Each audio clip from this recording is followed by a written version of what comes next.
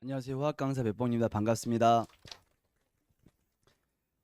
제가 이제 백봉용인데 가끔씩 이제 어머님들이 설명해 오실 때 저 처음 보시는 어머님들은 나이가 너무 많을 것 같다라는 생각을 가지고 오시는 분들이 있어요. 그러니까 이름이 너무 올드해 가지고 근데 봉자가 봉황봉의 용용입니다, 어머님들. 뭐 끝났다고 봐야죠. 뭐 더 이상 무슨 설명할 필요 있겠습니까? 이름에서 끝났는데. 이제 예비일고일 어머님들이신데 이제 입시가 많이 바뀌어 가지고 뭘 해야 될지 그리고 무슨 내가 뭘 준비할지 굉장히 막막하시고 근데 어머님들보다 더 힘들어하시는 분들은 현재 고1 어머님들이 더 힘들어하세요. 그러니까 2학년 때 이제 과탐에 대해서 절대평가라고 했는데 갑자기 5등급제로 바뀌고 투 과목도 해야 되는데 2학기 때 학기제라 가지고 거의 다 못 해가지고 지금 난립니다.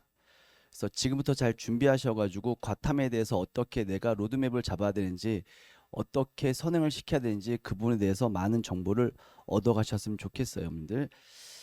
자, 예비일 과탐 학습 방향인데 우선 이제 고등학교 교육 과정에서 1학기 때, 그러니까 고등학교 1학기 때는 통합과 그냥 보시면 하시면 돼요. 통합과 원투가 있는데 원투는 1학기, 2학기의 일 뿐입니다. 이게 이제 수능 과목으로 들어가죠, 어머님들.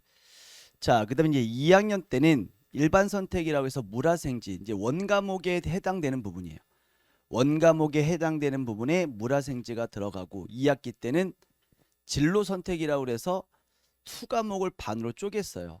그래서 이 부분은 그러니까 지금부터 어머님들이 우리 아이에 대해서 좀 더 객관적으로 보셔야 됩니다. 그러니까 사실은 내 아이를 객관적으로 보는 게 쉽진 않죠. 근데 객관적으로 보시고 우리 아이랑 대화를 하셔가지고 네가 가려고 하는 학과, 특히 이과는 공학 계열과 메디컬 두 가지만 보셔가지고 다들 메디컬 생각하시는데 객관적으로 보시란 얘기예요. 아시겠죠? 그래서 공학 계열과 메디컬 쪽을 잘 보시고 우리 아이가 어떤 과목을 선택해야 될지 미리 생각을 하시고 선행을 시키셔야 돼요. 그렇지 않고 우리 아이는 메디컬을 보내고 싶었는데 아이가 계속 공학 계열을 고민하다가 이게 틀어질 수가 있거든요.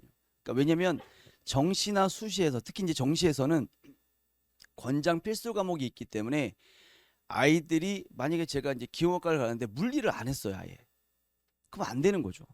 그러니까 서울대에서 정시에서도 내신이 많이 들어가기 때문에 40%가 지금 내신을 안 하면 안 되고 내가 어떤 과목을 이수했냐가 중요하고 등급이 중요하기 때문에 지금부터 그 부분을 굉장히 고민을 많이 하셔야 되고 아이랑 얘기 좀 하세요. 아셨죠? 공부하라고만 하지 말고 미래에 대해서 얘기를 하시라는 얘기예요. 그래서 지금부터는 선택과 집중을 하셔야 한다는 얘기입니다. 그러니까 작년 같은 경우 현재 고1 어머님들은 그러니까 통합과학이 이제 수능 과목이다 보니까 통합과만 죽어라 시킨 거예요. 근데 갑자기 투 과목도 해야 돼, 뭐 권장이야, 필수야 이런 얘기 나오니까 어머니 너무 힘들어하세요. 그래서 지금부터는 잘 준비를 하셔야 됩니다. 자, 그러면 개정왕 로드맵인데 자 우선 통합과학 원투가 있어요. 통합과학 원투는 보세요, 어머님들. 통합과학에 들어가 있는 내용들이 전부 다 화학에 들어가 있는 내용이에요. 물리도 마찬가지고요.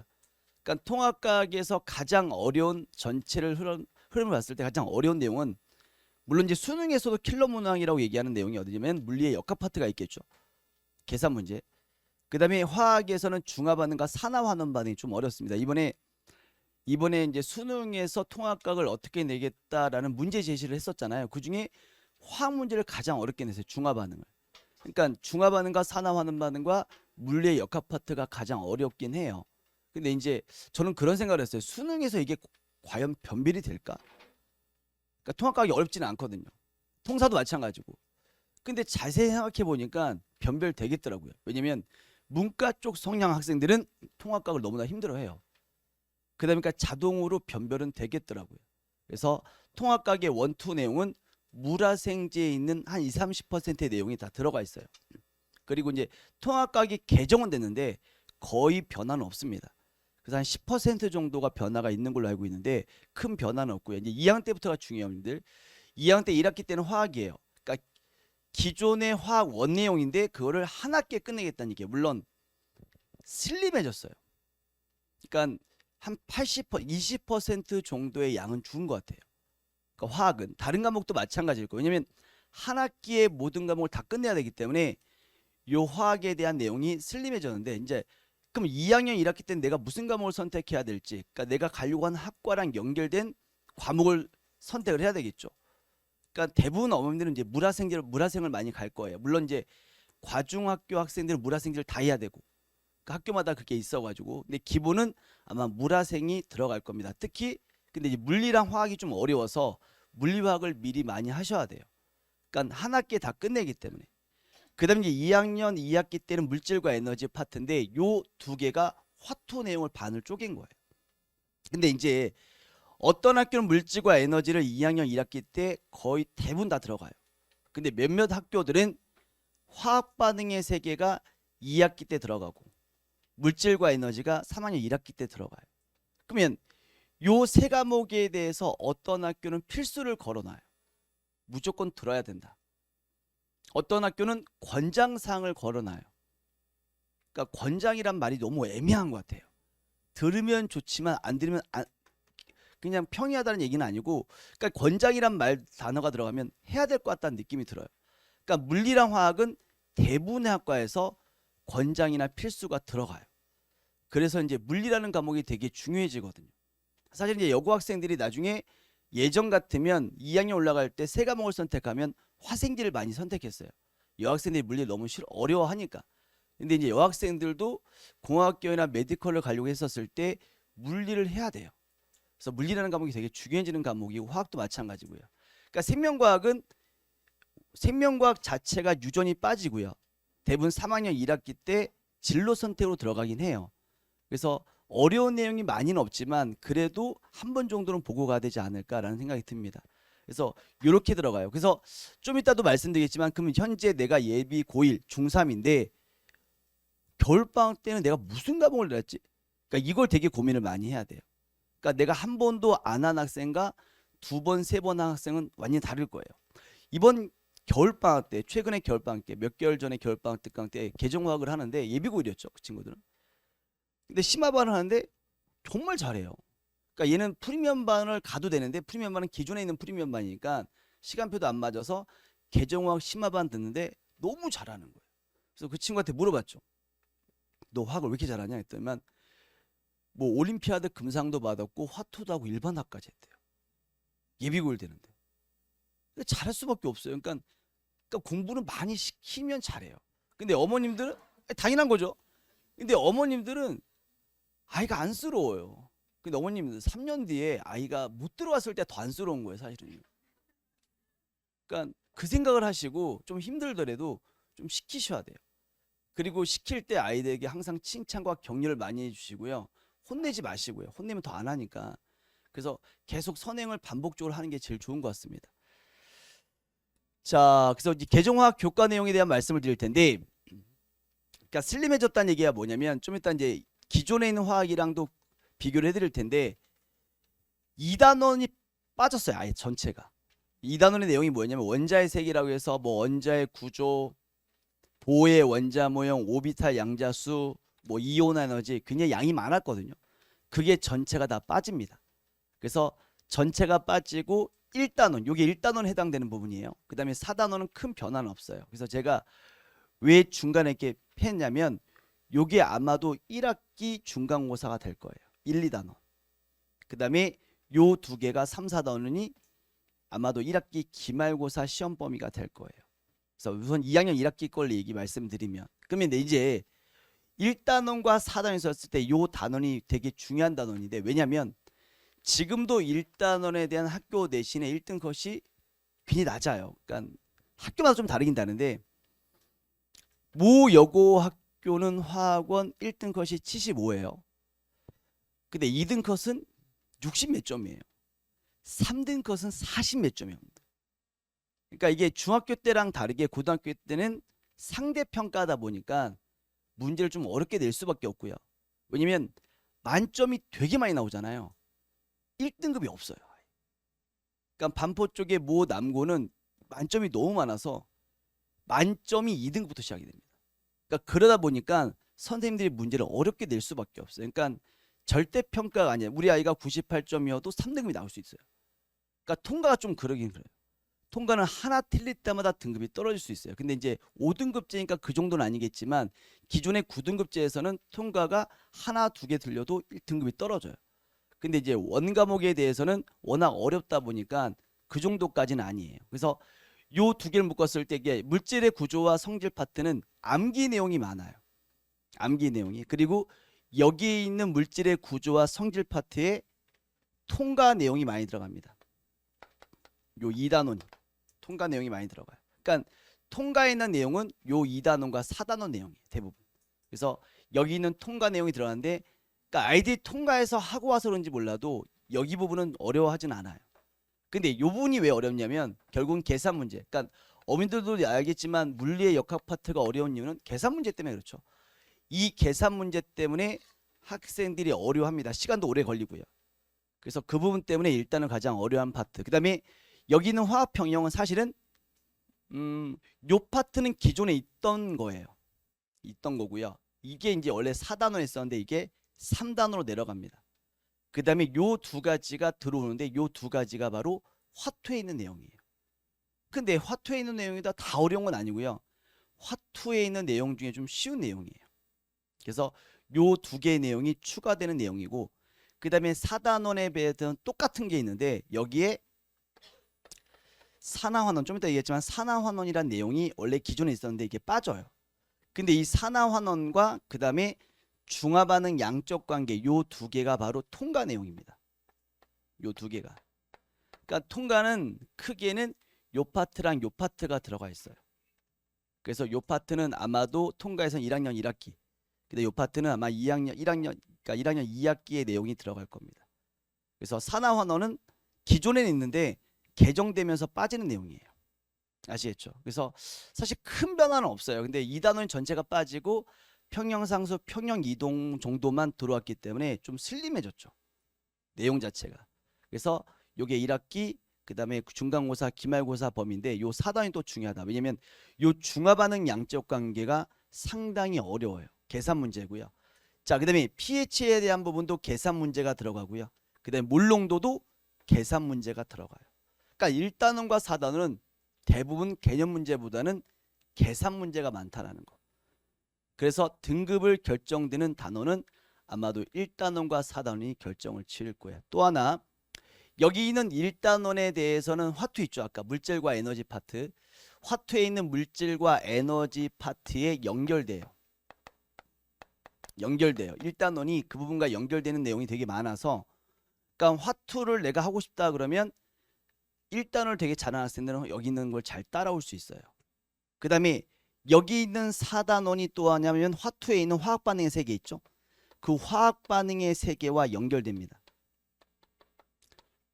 화학반응의 세계와. 그래서 결국은 화원에 있는 내용과 화투에 있는 내용이 아예 별개는 아니고요.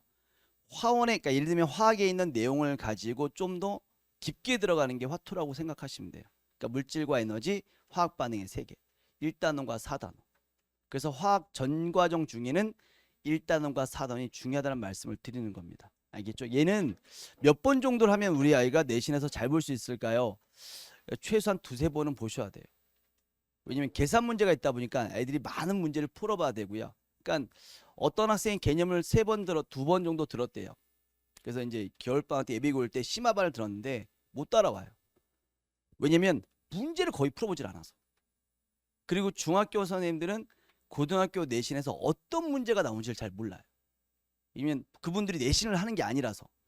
그래서 그냥 기본적인 문제만 푸는 거예요. 실제로 내신에 나올 수 있는 문제들을 거의 못 풀어보는 거죠. 그러니까 이제 심화반 들어왔을 때 굉장히 힘들어합니다. 그래서 지금부터 개념뿐만 아니라 1단원과 4단원 문제도 많이 풀어본다는 말씀을 드리는 거예요. 아시겠죠? 그러니까 1단원과 4단원은 개념뿐만 아니라 문제도 많이 풀어봐야 된다. 2단원과 3단원은 사실 개념만 있어도 문제가 잘 풀려요. 아시겠죠? 자, 그 다음에 기존 화학 교육과정에서 빠진 내용 아까도 말씀드렸지만 2단원의 원자의 세계가 빠지고요. 4단원 산화환원 빠지지만 이 빠지는 내용이 통과의 내용이다. 그것도 어려운 내용이다. 라는 걸 좀 인지하시고요. 그 다음에 기존 화학 교육과정에서 추가되는 내용은 평형상수와 평형이동. 그러니까 이 부분은 계산 문제는 아니고요. 개념적인 부분이 많아서 많이는 어렵지는 않다. 아시겠죠? 이렇게 어머님들이 정리를 해두시면 되고요.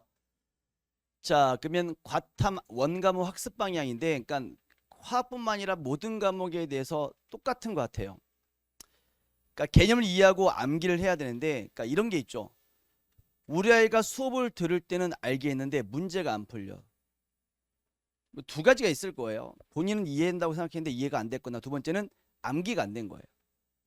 그러니까 가장 중요한 것 중에 하나가 아이들이 모든 과탐 과목에서 처음에 힘들어하는 게 뭐 때문에 힘들어하냐면 처음 듣는 단어야.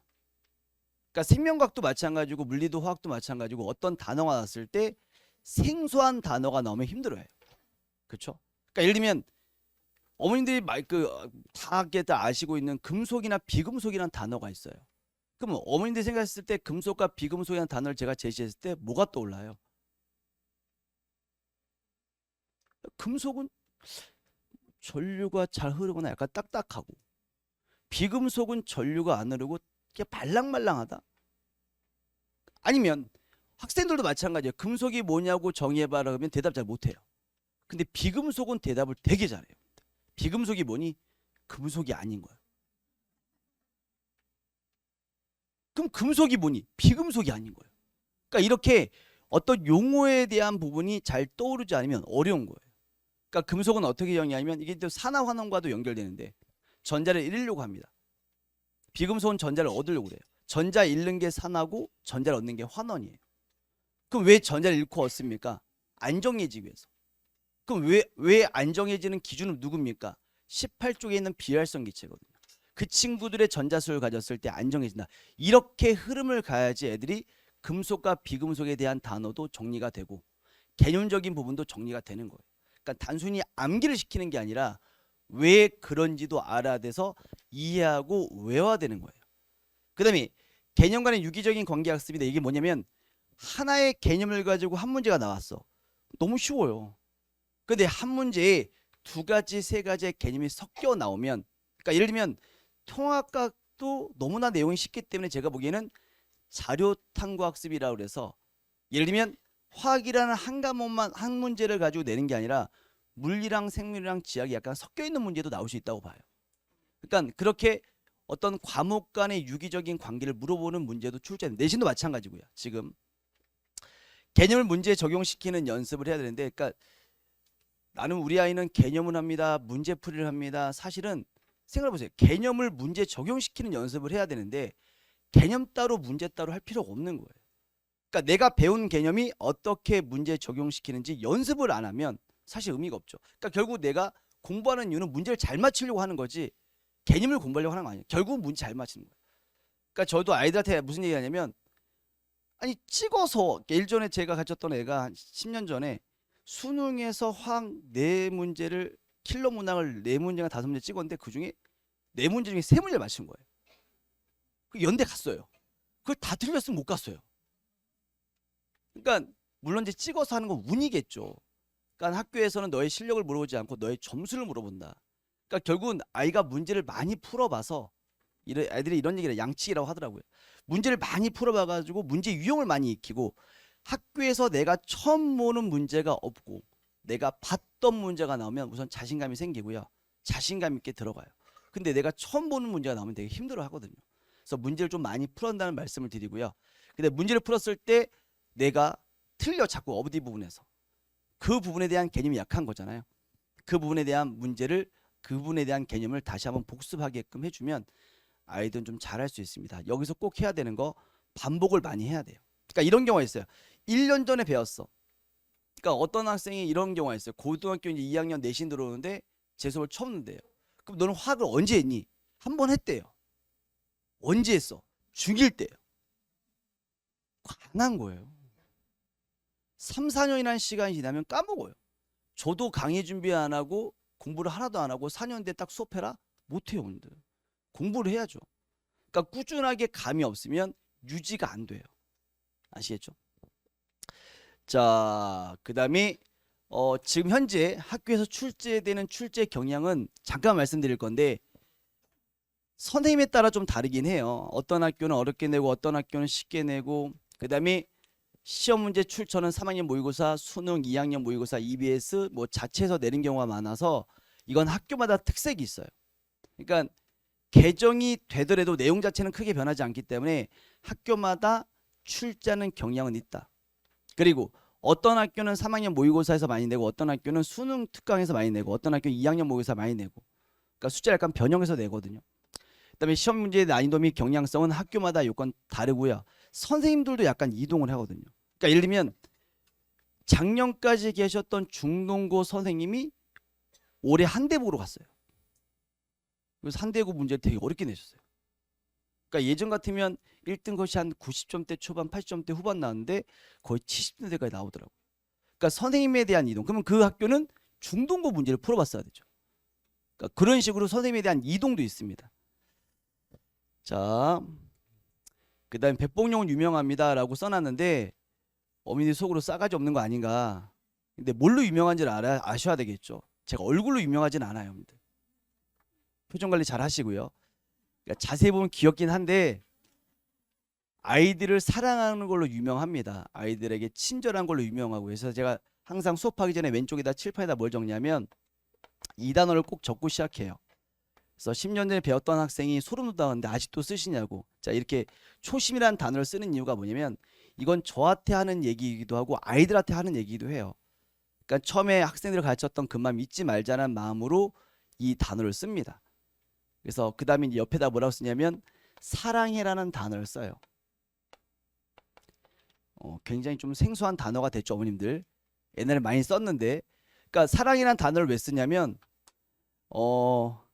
이 단어를 쓰면서 오늘 수업할 때도 애들을 사랑해야지 그 마음으로 수업을 시작을 합니다. 그래서 아이들에게 이런 것도 계속 보여주고 초심 잃지 말라고 얘기를 해주는 것도 있고요. 저도 저한테 하는 얘기이기도 해요. 그래서 저는 처음에 애들이 들어오면 인사를 해요. 안녕 인사하면 어떤 학생이 표정이 안 좋아. 그럼 밥을 못 먹은 거예요. 되게 안 좋아. 아픈 걸 수도 있고요. 엄마한테 핸드폰을 뺏기는 수도 있어요. 애들은 핸드폰을 뺏기면 되게 힘들어 하더라고요. 그리고 이제 저는 항상 물어보는 게 밥 먹었니 물어봐요. 밥 먹었니? 이게 물어보면 어떤 애는 좀 짜증을 내더라고요. 제 얼굴이 밥 못 먹게 생겼어요. 이렇게 얘기를 하더라고요. 근데 저희 어머님도 지금도 저한테 전화하면 밥 먹었니 물어보시는데 그럼 너네 어머님도 너한테 전화하면 밥 먹었니 물어보지 않냐 했더니만 그렇지 않다고 하더라고요. 너 어디야? 너 지금 어디 있어? 그러니까 옛날과 다르게 요즘에는 위치 파악이 더 중요한 시기가 된 거죠. 그러니까 그것도 저도 애들이랑 얘기하면서 한 거예요. 그래서 아이들과 대화도 많이 하려고 노력을 많이 합니다, 어머님들. 아시겠죠? 자, 관리적인 부분을 말씀드리고 이제 시간표 말씀드리고 마무리할 텐데, 자, 연구실장이 계시는데 연구실장도 남자분이고 저도 남자분이기 때문에 어머님들이 착각을 하세요. 연구실장이 받았는데 전 줄 알고, 제가 받으면 연구실장인 줄 알고, 둘 다 남자 목소리니까. 그래서 연구실장의 빠른 응대와 조치가 있을 거고요. 그 다음에 학생 눈에 받친 질응답 가능한 조교인데 이 조교들은 대부분 거의 95%가 제자들이에요. 그러니까 그 이유가 뭐냐면 1단원과 4단원은 계산 문제가 많다 보니까 그러니까 교재, 그러니까 시중에 나와 있는 교재가 한 10권 있다고 칠게요. 그러면 한 문제에 대해서 해설이 다 달라요. 쓰는 사람 마음이에요.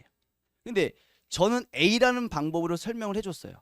근데 조교선생님은 B라는 방법으로 설명해주면 애가 혼돈을 느껴요. 그래서 제 제자들을 주로 많이 씁니다. 그래서 그 제자들에게 항상 교육시키는 건 뭐냐면 물론 열심히 일도 해야 되겠지만 아이들이 질문했을 때 하지 말아야 되는 행동을 해요. 첫 번째는 얼굴에 인상 쓰지 마라. 애들이 질문했을 때. 두 번째, 한숨 쉬지 말아라. 아이가 질문했는데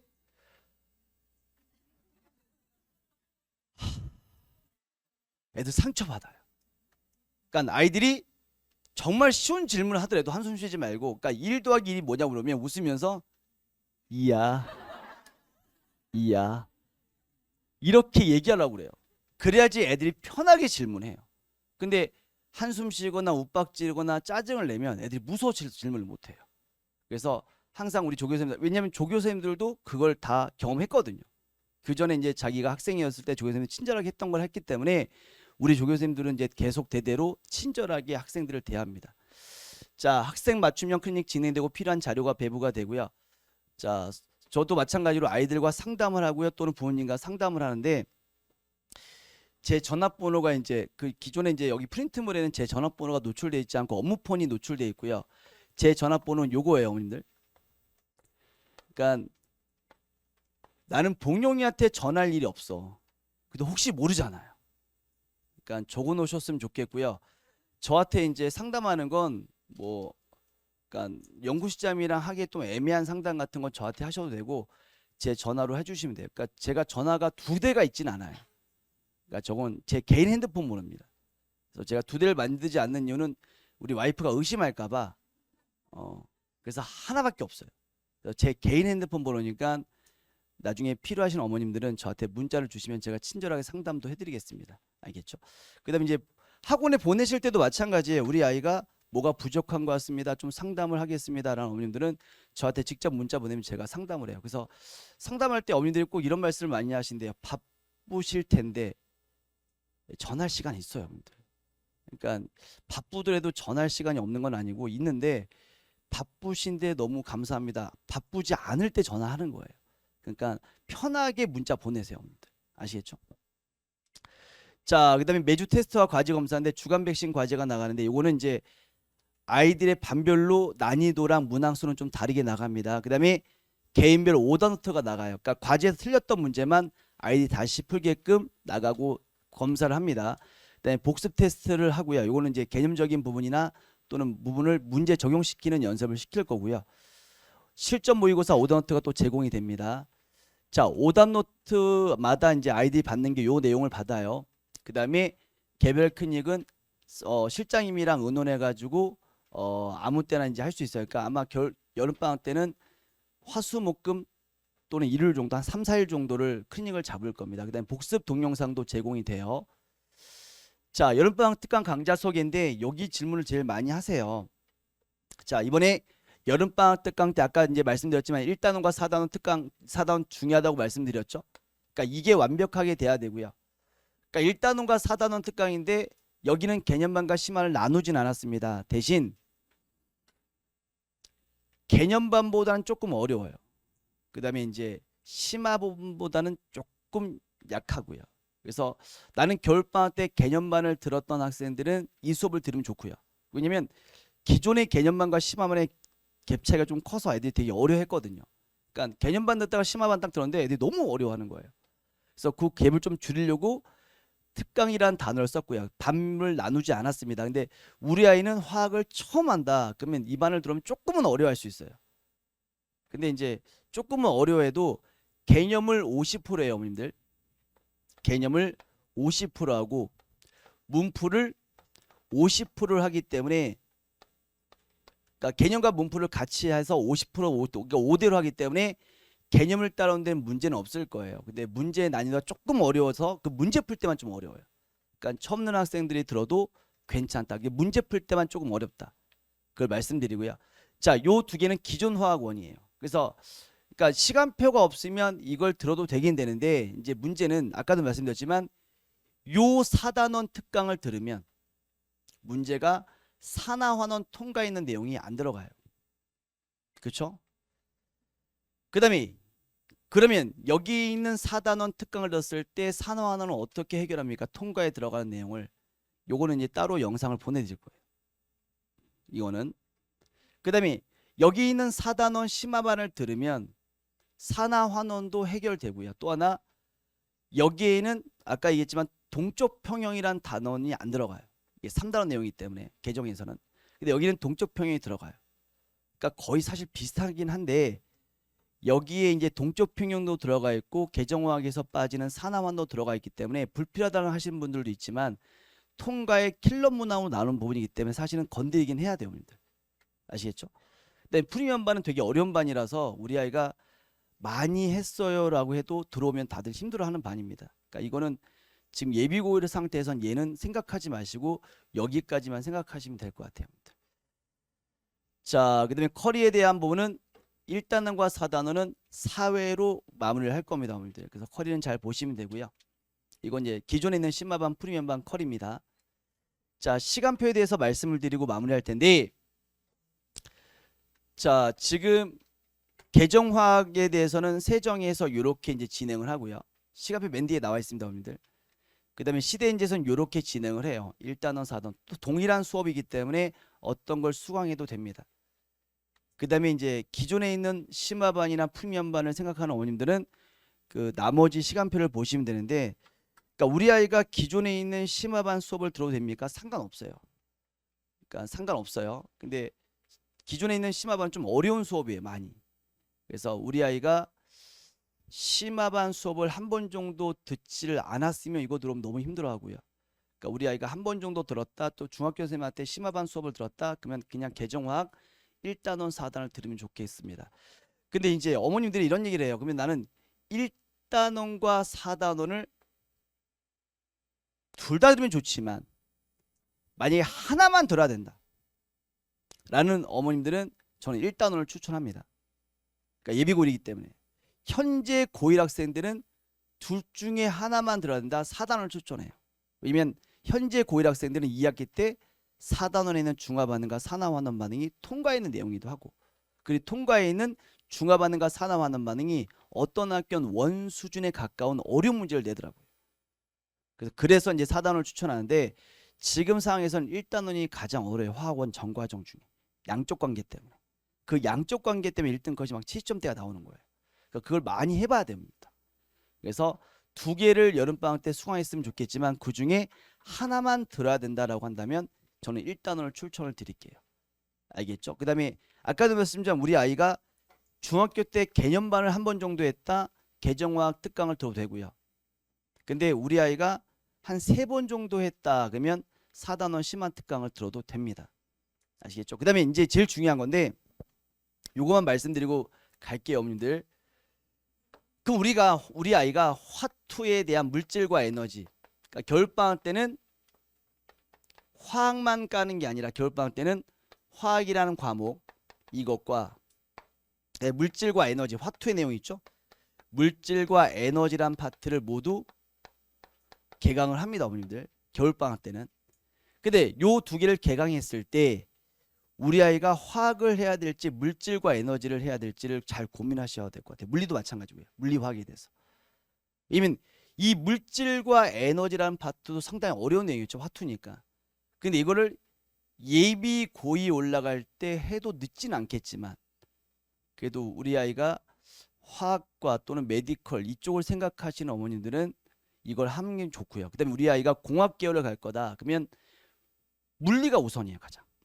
그러니까 물리에 대한 부분과 물리 2에 대한 부분을 미리 해야 되지 않을까.